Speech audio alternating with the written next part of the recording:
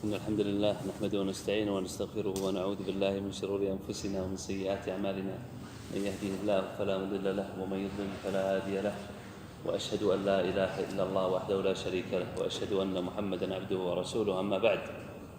We'll be continuing the chapter of patience from the book of Riyadh as-Saliheen from Imam Nawawi rahimahullah. So continuing the hadith of Abu Sa'id and Abu Hurairah. They both reported that the Prophet ﷺ said, "Never a believer is stricken with discomfort, an illness, and an anxiety, a grief or mental worry, or even the pricking of a thorn." This just shows you how small the things are. It can be even when you are pricked with a thorn, that Allah Ta'ala will expiate his sins on account of his patience. Forgive his sins on account of his patience. So, no matter what discomfort happens to a believer, having the patience will grant you forgiveness of your sins. So whenever you have something that troubles you, physical or mental, anxiety, as I said here, just be patient and think about what Allah Ta'ala has given you. For example, you go home and you are married. You go back home, you say, Alhamdulillah, Alhamdulillah, I have a wife that I can have my pleasure with, and that I used to be alone, but Allah Ta'ala granted me someone to be with. And then if you have children, you say, Alhamdulillah, that Allah Ta'ala gave me children, where they will carry my name, and there's ability for them to continue and take my teachings if I teach them properly, if I teach them how to behave well-mannered like a Muslim is supposed to be, and for him to learn Islam properly as we are required and asked of us to do for our children. And when he implements all this, when he is good with people, when he teaches people good things in Islam or good manners, when he teaches someone Al-Fatiha, when his son teaches his son Al-Fatiha, that you will also have some of the hasanat, the good deeds that he has given to his children. And this will continue. This is also a blessing. So you will think about all the good things that Allah Ta'ala has given you. But Allah Ta'ala has to test us. He has to test us. So some bad will happen to us. Some tests, seemingly bad, will happen to us. Some tests will be given to us. As we will come on later with a few hadiths that will explain this a bit more.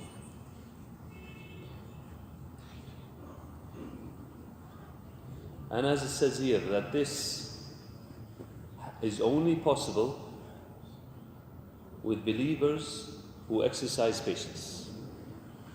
So to know that this will happen, to be patient when it happens, not to show any refusal of what has happened, why me and all that. No, it happens, inna lillahi wa inna ilayhi raji'un. Even the death of a family member, a loved one, a friend. Sometimes the death of a friend is closer than a family member. The death of a friend, or any problems that happen in wealth. And he's patient. He stops. He thinks of all the good that has happened, and that Allah Ta'ala has taken this away. He knows that this is a test, and this hayat al-dunya, this world we are living in, is nothing compared to the forever life that is coming later on. After we die, Allah Ta'ala will take us back to life, and then to Jannah or Nar.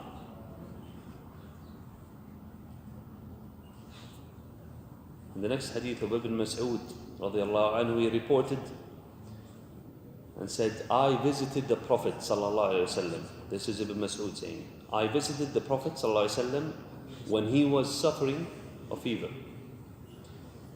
I said, you seem to be suffering greatly, O Messenger of Allah. The Prophet sallallahu alaihi wasallam replied, yes, I suffer as much as two people. I said, is that because you have double reward? He replied that is the case.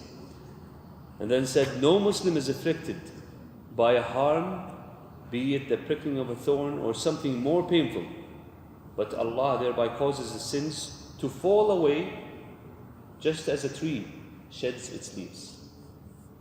So a tree, when it sheds its leaves, you see how it falls down. That is the way when you are afflicted by harm, how the sins are removed from you, just like how leaves fall from a tree. So here we can see that prophets are faced in double what normal people or ordinary people or ordinary troubles, and they face double as much. And that the excess of hardships and grief is a sign of perfect faith and not a sign of Allah's displeasure. When someone is afflicted, yuftan, say, oh, he must have done something. He must have done something bad. That is not necessarily the case. Here it shows that it can be a sign of good, where he's a good person. So as much as he is pious, he will be tested more and with harder tests and afflicted with greater hardships, so that he will insha'Allah be patient, and then Allah Ta'ala will reward him. And during these hardships, he will ask Allah, Ya Allah, help me, remove this from me. Have mercy on me, bless me with my life. And then to think of all the good that has happened, this is also another blessing. Ya Rabbi, Alhamdulillah, you took one of my children and I have two more. Alhamdulillah. Ya Rabbi, my hand was cut. I had it for 30 years and I have 3 others now. Alhamdulillah. Alhamdulillah. Inna lillahi wa inna ilayhi raji'un. So to be patient.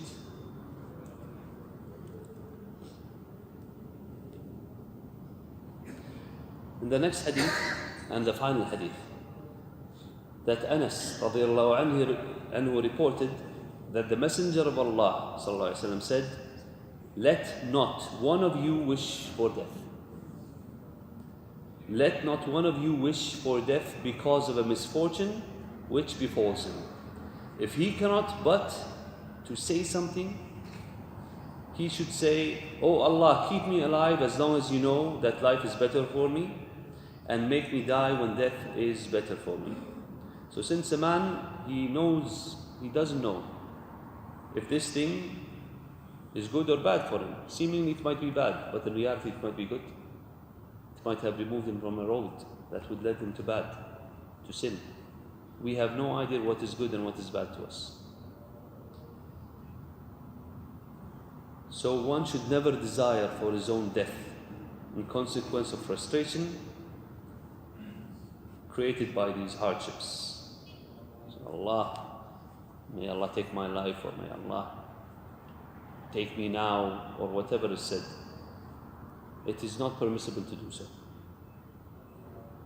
And if we would take the story of Ayub alayhi salam, the hardships that he faced, and then what happened? Did he ask for death? Did he ask Allah for death? No. What did he say? Ayub alayhi salam said, "Indeed, harm has afflicted me. Inni massani ad-durr. Indeed, harm has afflicted me, and you are the most merciful of all those who show mercy." The behavior in dua, subhanallah, the manners in dua. So he says, harm has afflicted me, and you are the most merciful of all of those who show mercy. So subhanallah, Allah Ta'ala removed what he had from hardships. So here we know that we cannot ask. Nothing what Ayub was afflicted with, we can never be that we enter close to it. He had children, they were taken away, his health, people left him, his wife started working for people and she sold her hair, and all this, the long story and of the hardships that Ayub alayhi salam went through. So when it reached the pinnacle, he said this dua. He did not ask for death. So this is when patience is important. To use your brain when something happens. As the hadith that we mentioned earlier. When something happens, think. And then let your reply always be your instinct to be something that is acceptable and permissible to Allah. Where you will get hasanat, inshaAllah, instead of sin. So if you fear of a bad thing, you do not wail. You do not cut your clothes, you do not hit yourself. You do not say things that will affect you. Quite frankly, it affects no one else when you say bad. When you do that and have it as your instinct, this will be a great door for hasanat. Inshallah, it is a road for Jannah. Inshallah. So have that as an instinct. Think before action. And have it as an instinct to do things that pleases Allah Ta'ala as soon as hardship hits, amongst others. هذا والله تعالى أعلى وأعلم. صلى الله عليه وسلم. جزاكم الله خير.